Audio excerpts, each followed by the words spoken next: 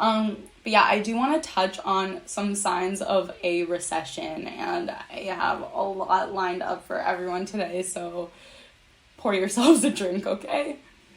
So, what are some signs of an incoming recession? Currently, we are at a point in time where over the past 2 years, our economy has experienced a shit ton of artificial stimulus. What effect did that have?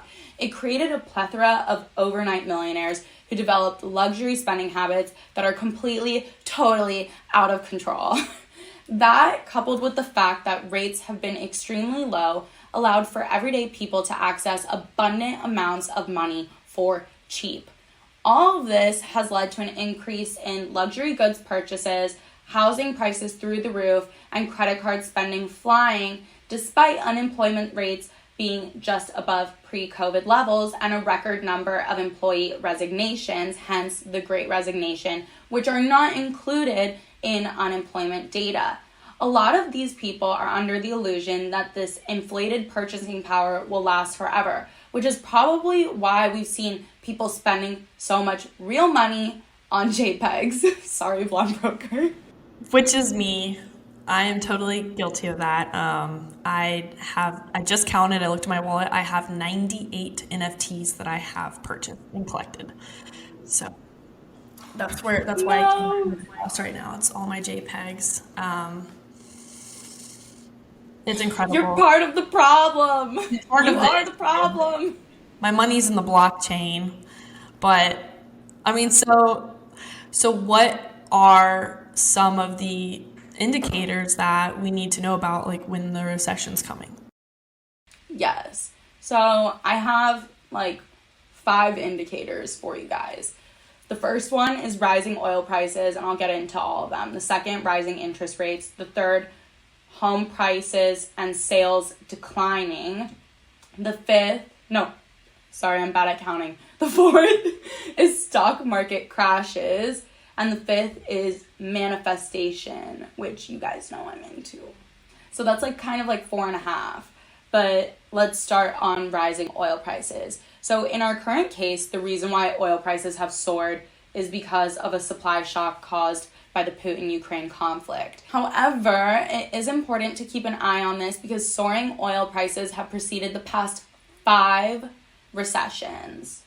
5.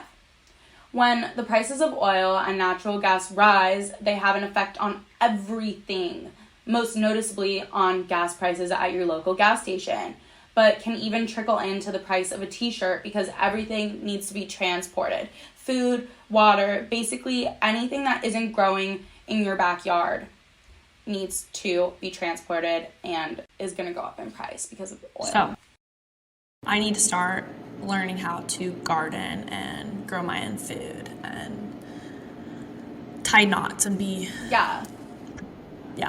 producing. Basically, which I'm not. Basically, it's like back to awesome. Fucking what's it called?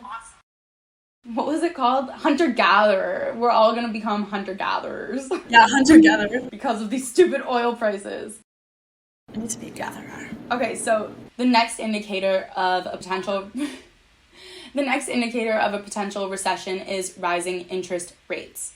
The Fed has already made it clear that inflation is completely and utterly out of control and that they need to raise rates. The artificially low interest rates that the Fed gave us to stimulate the economy during COVID served its purpose, but maybe a little bit too well. In fact, many people attribute the low interest rates of the early 2000s as a contributing factor to the creation of the housing bubble that ultimately caused the financial crisis. That's kind of something that we're dealing with. The Fed is obviously struggling with this because they don't want to crash the markets, but they also need to get inflation under control. Thursday's CPI data came in at 7.9%. So that was February's data because it's a lagging indicator. So when we get March's data next month, especially as like the Ukraine-Putin conflict is priced into that, we're just going to be super, super, super duper fucked.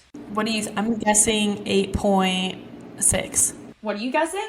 The new interest rate? Like, I'm thinking 8.6. Yeah, I don't know what I'm thinking. I feel like it's going to be higher. I think the inflation is probably going to be like 9% or something. I think it'd be cool if we did like everyone crazy. takes a guess on the timeline.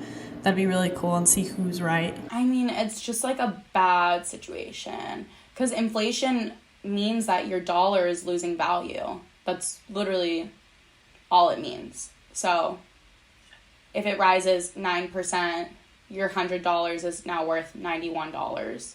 Shout out Jerome Powell. I mean, it's not even his fault. It's like everyone's fault. It's like everything. Okay. The third indicator of a potential recession is home prices and sales declining. So when home prices and values begin to fall, many consumers respond by decreasing their spending as their net worth falls.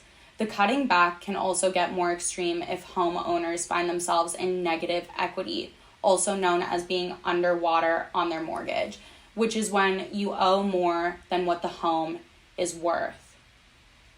And as per usual, less consumer spending means less money flowing and can lead to a recession. We're not in a point right now where home prices are dropping chaotically, but just from my everyday perusing on Zillow, which I do quite often, daydreaming of my future real estate collection. Who doesn't? Who doesn't manifest that shit? I have noticed small price reductions almost across the board. That being said, there's still many people who are buying here as they want to take advantage of the low interest rates, which the Fed says are going to rise. But if you do find yourself in a category of people who would not necessarily be able to continue payments on your home if shit hits the fan, I would personally consider selling and exploring other options. Maybe take a 4-month Airbnb vacation through Europe and reevaluate your purchasing decisions later in the year. Which I'm seriously considering doing, given that like right now my lease ended and I was looking for property to buy in the Dallas area, and the homes that I want to buy as like a single independent individual person, they're like very, very, very expensive. It just seems out of pocket, I can't do it. I mean, I could do it, but it's just unrealistic. And so I think I'm doing the nomad life for a little bit, just like you said, maybe go to Spain. I'm in Miami right now, but to be able to afford a house right now, it's very upsetting because it's discouraging looking and knowing that you're having to buy a home that's like, I don't know, 15% above what it was last year, 2 years ago when I should have bought. Yeah, I mean, it's like honestly really sad because the way that the home prices are going, it's just like almost impossible for anyone to buy a home, especially so many people thought that, I mean, we could talk about this later, but like people just thought that more money would be coming in, and it's not. So the fourth indicator that I want to talk about is stock market crashes. I know this is like a massive shocker. Like, who would think that a stock market crash would precede a recession? Like, wow, crazy.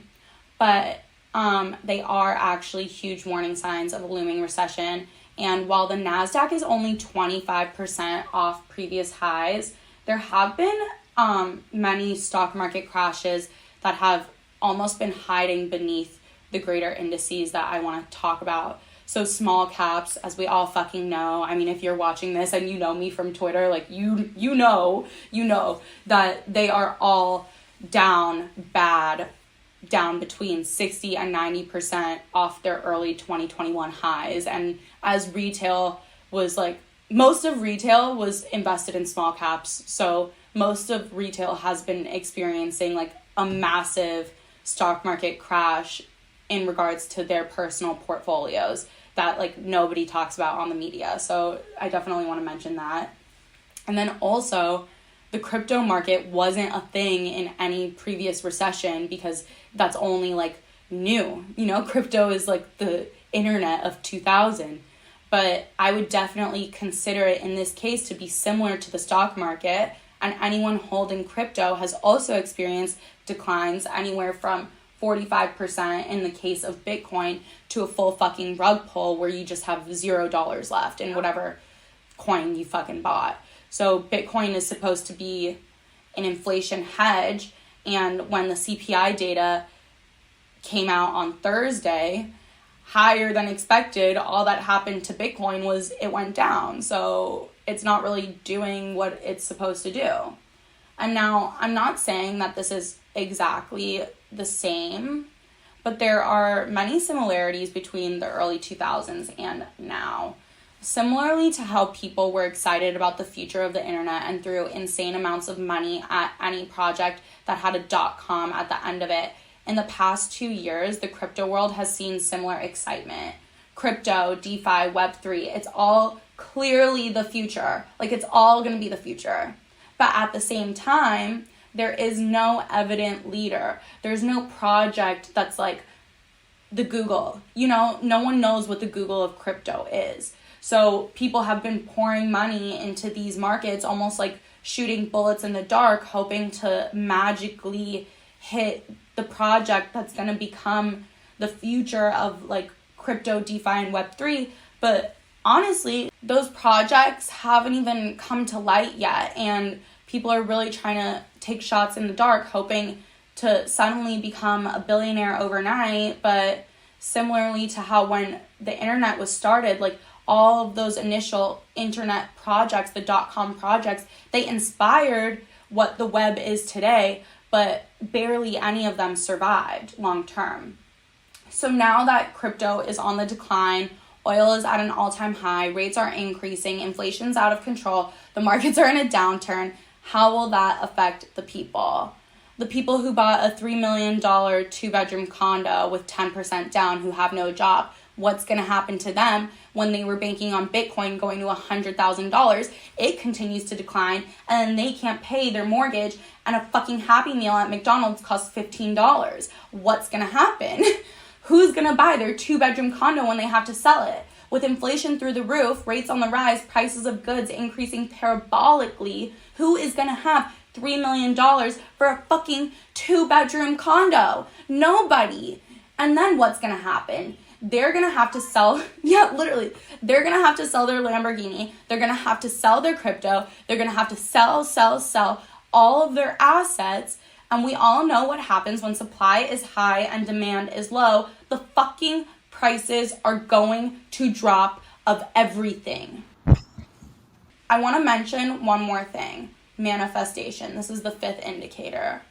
So when people are expecting a recession, and their spending habits start reflecting their fears of a recession, and enough people begin fearing that a recession is coming, a recession comes because they manifest the recession. So that's the 5th indicator. If people are fearful that it's coming, if people are looking at these inflation rates being like, holy fucking shit, if they're looking at the job numbers being like, holy fucking shit, if they're looking at their portfolios go down and housing prices go up and interest rates go up, and they're like, holy fucking shit, and they're like, I can't be spending the way that I was in 2020 and 2021, we will go into a recession on pure FUD. Literally. But you know, here at 2 Girls, 1 Trade, we are not just going to leave you with all this FUD and not tell you how to come out as a winner. Hi everyone, we have a very exciting announcement for you today. If we hit 100,000 subscribers by August 26th, one lucky fan will have a chance to hang with us in New York City. It gets better. You won't be coming alone, you'll get to bring a friend. We'll fly you both first class, stay in a dope hotel, and go on a double date with us at one of New York City's most exclusive restaurants. We will sugar mommy the whole thing. We have fun activities planned for the entire weekend, including $5,000 to each of you in any currency you choose. So hit the subscribe button, and we can't wait to see you in New York.